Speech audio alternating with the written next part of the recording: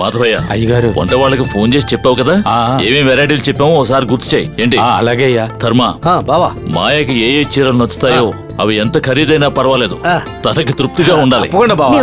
రండి. మేము రెడీ అన్నయ్య. అందరూ వచ్చేసారు. లీలా మాయ ఎక్కడ? వస్తూ ఉంటారు. సరే సరే. మన అమ్మాయి కనిపించడం లేదండి. ఏంటమ్మా నువ్వు అన్నది? ఇల్లంతా వెతికానన్నయ్య, ఎక్కడా కనిపించడం ఎక్కడే వెళ్తుంది? ఇక్కడే ఉంటుంది, అంతా వెతకండి. ఎక్కడ వెతికినా కూడా దొరకదు బావా. ఏమిటి ధర్మ నువ్వు అన్నది? మీ చెల్లెలు దేవే కిడ్నాప్ చేసి ఉంటుంది.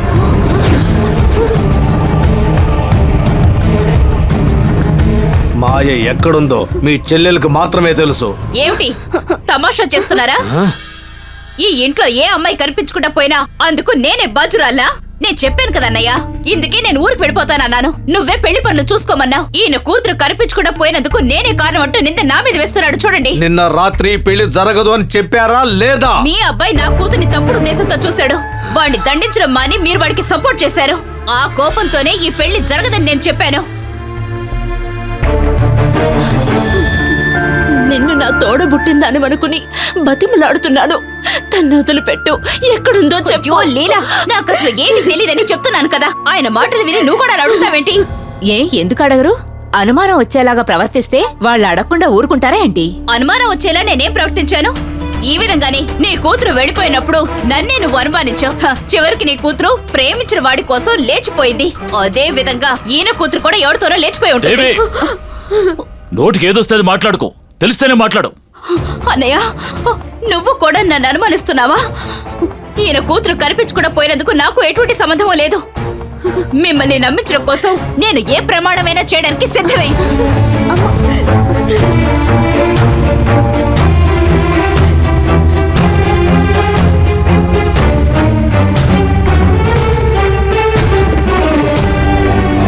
నా మాటకి మర్యాద విలువ లేకుండా పోయే. అందుకని కర్పూరం వెలిగించి తీసుకొచ్చాను. ఈయన కూతురు నేనేమి చేయలేదని కర్పూరం ఆర్పి ప్రమాణం చేస్తాను. ఆ తర్వాత కూడా నమ్మడం నమ్మకపోవడం అనేది మీ ఇష్టం. ఇప్పుడైనా నమ్ముతున్నారా?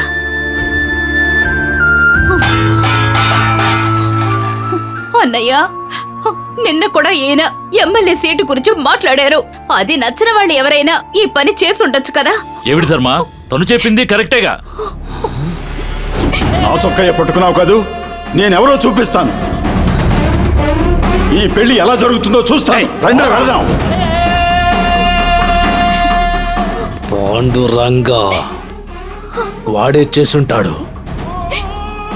నాకు ఎమ్మెల్యే సీటు దక్కకూడదని మా అమ్మాయిని కిడ్నాప్ చేస్తాడా? ఇప్పుడే వెళ్ళి వాడి అంతు తెలుస్తాను. మా అమ్మాయి దొరక్కపోతే హత్య చేయటానికి కూడా వెనకాడను. రారా మూర్తి.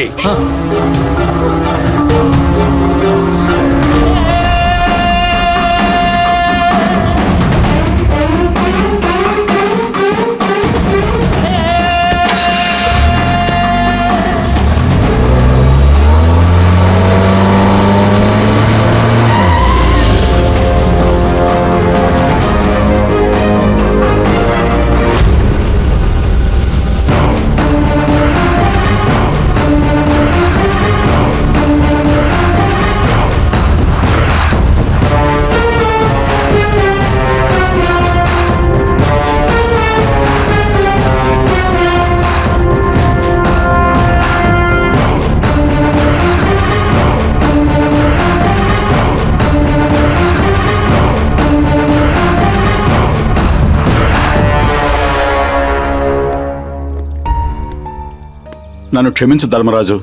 పార్టీలో మీ అల్లుడి మీద నేను నీళ్లు పోసింది, చికెన్ పీస్ జారి పట్టము చూసి నేను నీ కాబోయే అల్లుడిని అవమానపరిచి ఈ పెళ్లి జరగకుండా నేను ఆపేస్తానని నువ్వు అనుకున్నావు కదూ.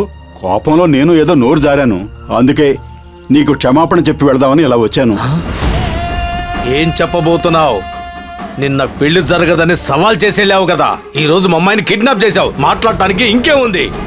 ఒకే పార్టీ వాళ్ళం కదా అని సమస్యను పరిష్కరించుకోవాలని వస్తే నువ్వు కొత్తగా ఇంకో సమస్యను తీసుకొస్తున్నావు. మీ అమ్మాయిని నేను కిడ్నాప్ చేయటం ఏమిటి?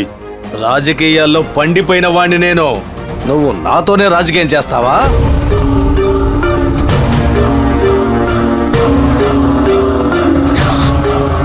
మా అమ్మాయిని నువ్వు కిడ్నాప్ చేసి నువ్వే నా దగ్గరకు వచ్చి మాట్లాడితే నేను నమ్ముతాను అనుకున్నావా? నేను చస్తే నమ్మను. నీకు ప్రత్యర్థిగా నిలబడుతున్నానని మా అమ్మాయిని కిడ్నాప్ చేసావు కదూ? ఏయ్, పోటీ అంటూ వస్తే గెలిచే సత్తా నాకుంది. అందుకోసం నీ కూతుర్ని కిడ్నాప్ చేయవలసిన అవసరం నాకు లేదు. ఏమయ్యా, మరి ఉత్తముడిలాగా మాట్లాడకో. నాకున్న ఏకైక శత్రువి నువ్వే. నువ్వు తనని కిడ్నాప్ చేయకపోతే తనే మాయమైపోయిందంటావా? నీ కూతురు మాయమవటానికి వెనకాల ఏం కారణాలు ఉన్నాయో నాకు తెలియదు, కానీ ఈ బంగ్లాను చూసి భయపడేందుకు ఈ బంగ్లాలో ఏదో తెలియని శక్తి ఉంది. నువ్వు అది అర్థం చేసుకోలేదు. నీతో మాట్లాడే ప్రయోజనం లేదయ్యా. అయ్యా, మీరైనా నా మాట వినండి అయ్యా. నేను చెప్పే ఆ శక్తిని మీలో ఎంతమంది చూశారో చెప్పండి. ఆ శక్తి మీలో ఎంతమంది కనిపించిందో నాకైతే తెలీదు, కానీ నాకు కనిపించింది. నేను చూశాను. ఏమయ్యా, అమ్మాయి ఎక్కడా అని అడుగుతుంటే లేనిపోని కట్టుకథలు చెప్తావా? నేను కథలు చెప్పడం లేదయ్యా, ఆధారంతోనే వచ్చాను. ఏం ఆధారం ఉందయ్యా? అదేమిటో చెప్పవయ్యా. దెయ్యం ఉంది.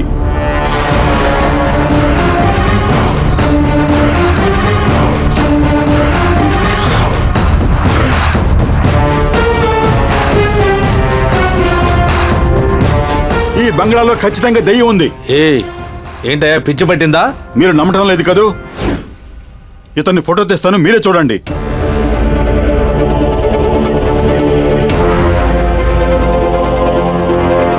ఇప్పుడు చూడు, దగ్గర కెమెరాలో మీ అల్లుడిని బాగా చూడు. ఇప్పుడు కెమెరాలో ఆకారం కనపడుతుందా? కనపడుతోంది. క్లిక్ చేస్తాను, ఉండ చూడు.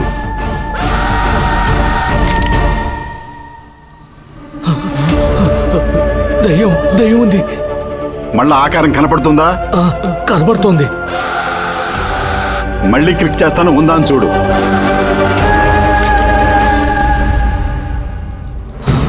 పోయిందా?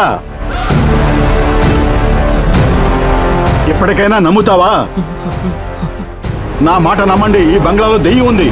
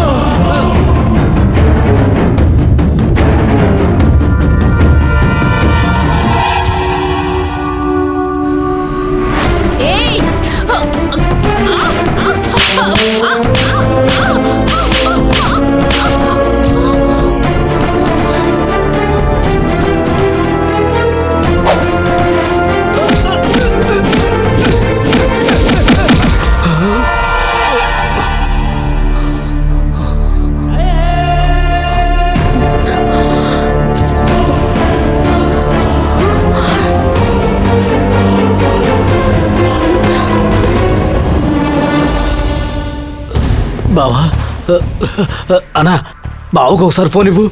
మీరు ఫోన్ తీసుకొని చూడండి. బావా, ఇప్పుడు అల్లుడు గారిని చూడండి. ఈ ఫోన్ నుంచి చూడండి. ఆకారం కనబడుతుందా? క్లిక్ చేయండి బావా. మాయమైపోయింది.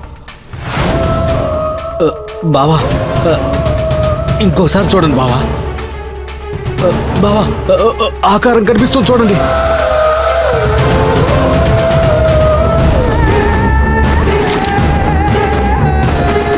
చూసారా బావా, మాయమైపోయింది.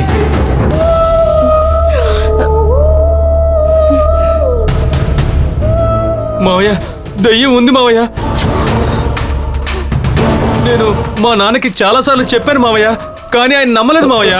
బావా, అది దెయ్యమో ఏంటో నాకు తెలియలేదు, కానీ ఏదో శక్తి మాత్రం ఉంది.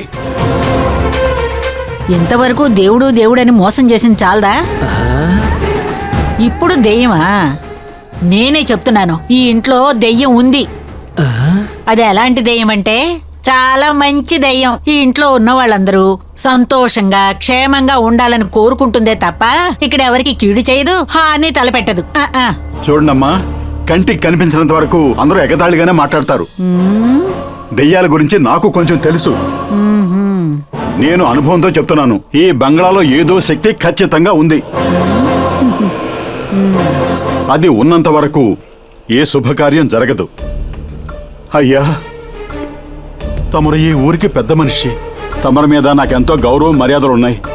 ఆ గౌరవంతోనే చెప్తున్నాను, మంత్రతంత్రాలు తెలిసిన వాళ్ళని పిలిపించి ఈ బంగ్లాకి ఏం శాంతులు జరిపించాలో అవన్నీ వెంటనే జరిపించండి. అజాగ్రత్తగా వదిలేశారంటే పెద్ద అనర్థం ఖచ్చితంగా జరుగుతుంది. ధర్మ, నేను ఎప్పుడూ నా శత్రువుగా అనుకోలేదురా. అమ్మాయి కనపట్టం లేదంటున్నావు, వెంటనే వెతికించు. అజాగ్రత్తగా ఉండకు, నేను వస్తాను.